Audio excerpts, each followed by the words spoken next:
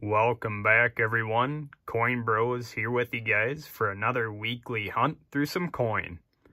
We've got the 4 boxes of halves this week, and I'll probably throw the pennies in too, at least the wrap-up for them, if not each find that we get.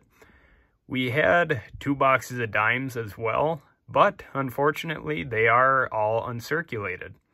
So we won't be searching those.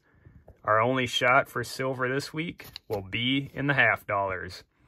Hopefully, they'll kind of start to tick up here. We've had a couple off weeks, still pulling silver, but just not as much as we were used to for a while there. Let's get right into them and see what we can find. I'll let you guys know. Alrighty, no luck in box 1. Let's get into box number 2. Alrighty, coming back in with our first silver of the week here. We are about 34 rolls into the box, something like that. Got our first silver right there. See what we got.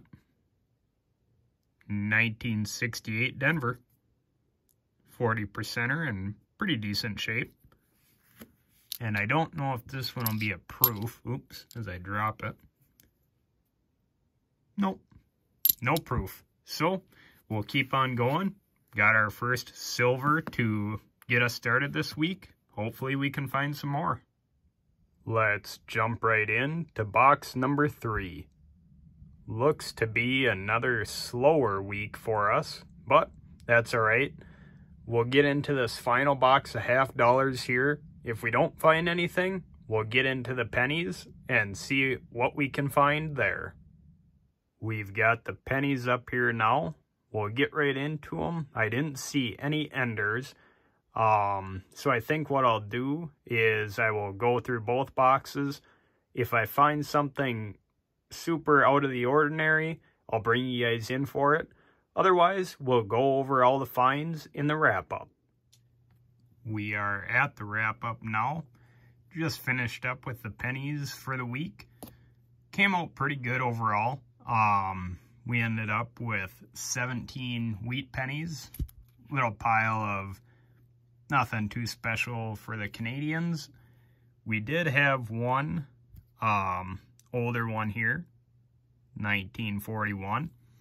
So that was cool. And then we also had a foreign. 1961.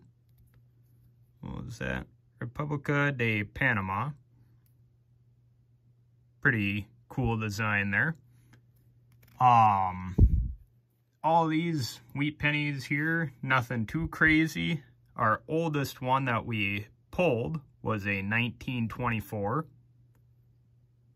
Showing its age a little bit. And the nicest one we found was this 1958. Really in good shape. Still has some shine to it.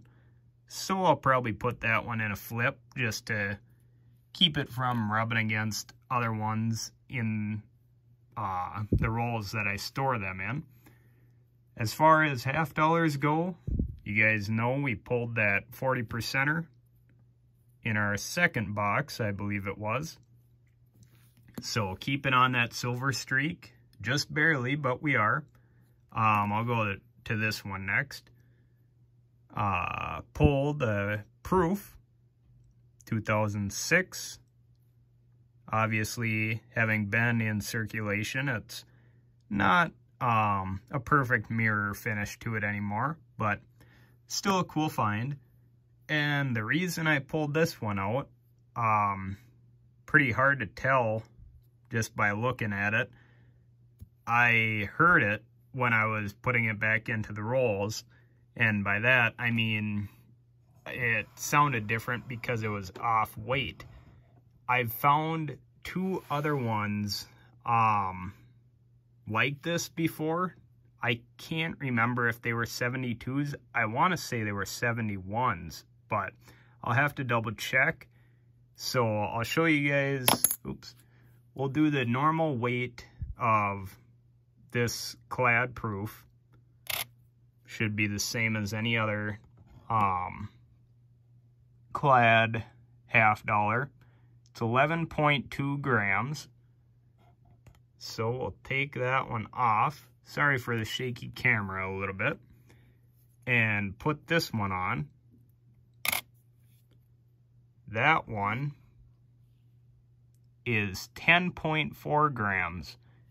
Now, the little research that I've done on why or how this happens, my best guess is that it was a $1/2 struck on quarter stock. The sheet would have been a little thinner, I think, thus accounting for the lighter weight. It's worn, for sure, but that's not enough wear to be off by over a gram. So that's my best guess, and it isn't a magic coin because let's see, it still has that ring to it, whereas a magic coin would not. It would sound dull. There wouldn't be that ring that you guys just heard to it. So that's my best guess as to what it is. It'll go into a flip and into my album. I'll record the weight and everything like that. But if you guys have ever come across something like this, please let me know in the comments. I don't see it come up too often, so I'm wondering if anybody else really finds it or not. But other than that, that does it for this week's hunt. I do apologize, I didn't have enough time to get $1 bills this week, but that's alright. Hopefully next week I'll be able to get some time and do that for you guys, because I really enjoyed beginning to do that as well. So until next week, hope you guys are safe, be well, good luck with your hunts, and I'll catch you on the next one. Welcome back, everyone. Coin Bros with you guys for another weekly hunt through some coin here. Last week of February, to be exact, so we'll see what we can find. Again, this week, unfortunately, we got 2 boxes of uncirculated dimes, so we'll be without those for another week, 2 weeks in a row. Not to worry, though. We still have the 4 boxes of $1/2 to search through. Hopefully, we can make up for the silver there. Let's get into it. Nothing to be found in box number 1. So, we're moving on to box 2 right now. Very slow start to the week. Getting right into box 3. Well, we're down to the 4th box for the week.